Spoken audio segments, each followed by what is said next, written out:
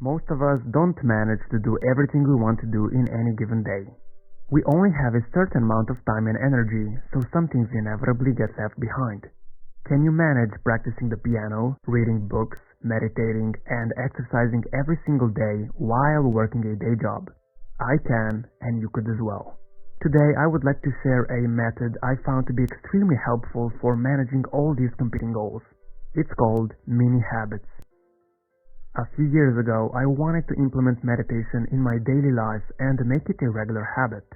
So I told myself, from now on, I'll do 20 minutes of meditation every single day. Unfortunately, that didn't work out as I had hoped. Often I couldn't even bring myself to start meditating, let alone do 20 minutes of it. I would make excuses like, I have to be somewhere else in 20 minutes, I don't have time to meditate now. So I didn't meditate that day for even 1 minute. Then I would often feel bad the next day and I would say to myself, okay, now I'll make up for it and do 40 minutes today. Yeah, that also didn't work out. But then I decided to switch it up a bit.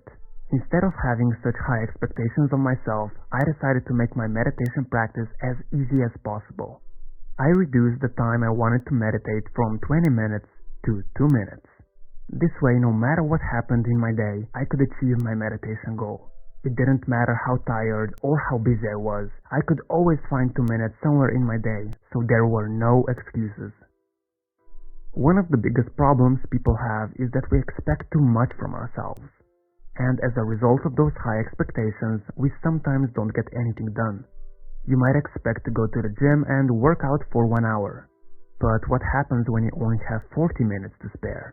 Most people wouldn't go to the gym at all because their goal is to exercise for 1 hour. So instead of getting 40 minutes of exercise, they settle for 0 minutes instead. Their high expectations are preventing them from doing what they've set out to do. And that's the wrong approach. This is where the mini habits come in. Essentially, mini habits are habits where the expectation is so low that you can do them every single day without fail. And even someone who's depressed or stuck in a mental rut can find success. Remember all those activities I listed at the beginning? They were actually mini versions. When I said I do those activities, I didn't mean I do them for 1 hour each. Instead, I practice the piano for just 3 minutes, read 1 page of a book, meditate for 2 minutes, and exercise by doing a few push-ups. Now you might think I'm actually unproductive. If you read just 1 page of a book per day, that won't get you anywhere, right? Well, that's not necessarily the case. The reason I have these small habits is because they allow me to get everything done over a longer period of time, and I create habits that actually stick. Years ago, when I was struggling with my meditation practice, turning it to a mini version made all the difference. Since the expectation was so low, I had no problem starting the habit. And what happened as a result is that when I did the habit for those 2 minutes, I would often do a little more afterwards. So ultimately, what ended up happening is I would sometimes do 20 minutes of meditation even if the goal was just 2 minutes. That's why mini habits work so well. If you don't feel like doing the habit that day, or if you're low on time, you just do the mini version. This way you still get something done and there's no guilt afterwards. But often you will find that the mini version expands into a longer version. On some days your motivation will be high and you'll keep on going for much longer. So no, if you have mini habits, it doesn't mean you're unproductive. While my expectation might be to read 1 page of a book, I often read for 30 minutes or more. Same with all my other habits. I'm sure you heard of Newton's first law before. Objects in motion tend to stay in motion. Objects at rest tend to stay at rest. This can be said about humans as well. If you're currently procrastinating, it's very difficult to make yourself go study for 1 hour. However, if you've been studying for 3 minutes already, it's so much easier to just continue studying. And this is what mini habits do. They help us get started because they don't require too much commitment from us. Starting something is often the biggest problem we have when it comes to productivity. But once we start and gain a bit of momentum, it's much easier to keep on going.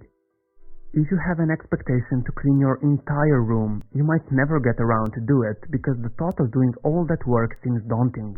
Instead, you want to commit to something super easy, like organizing your desk. When you do that, you'll find it much easier to continue since you have already started. You might then get some extra motivation and do some more cleaning. But even if you don't feel like doing anything else afterwards, you still did something, which is more than nothing. And this type of a minimalistic approach will get you more results in the long run than the typical approach. A typical habit usually looks like this. You set a big goal where the expectation from yourself is high. The first few days go fine as you feel motivated. Then, whoopsie, you had to miss a day because something else came up. However, you managed to get another good day in. But again, life gets in the way and you had to miss 2 days in a row. And this continues on and on, until you can't bring yourself to do the habit any longer and it falls apart. Now, a minimal habit looks like this. You set a goal for yourself, but it's an extremely small goal and the expectation is low. So low, in fact, that it's super easy to do it every day. You always do a little, but sometimes you have time and energy to do more. And even if life gets in the way, you're able to do the mini version no matter what because it's so minuscule. Essentially, you never miss a day. So even after months, you're still going and continuing the habit. Basically, you commit to the minimum effort towards a goal, but make it highly frequent. And in the long run, mini habits pay off much more than typical habits.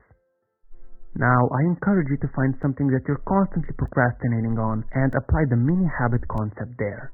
Make the habit so small that you'll never have a problem starting it. So whatever that might be, studying, building a business, exercising, writing, meditating, or cleaning, make the goal so small that you cannot fail.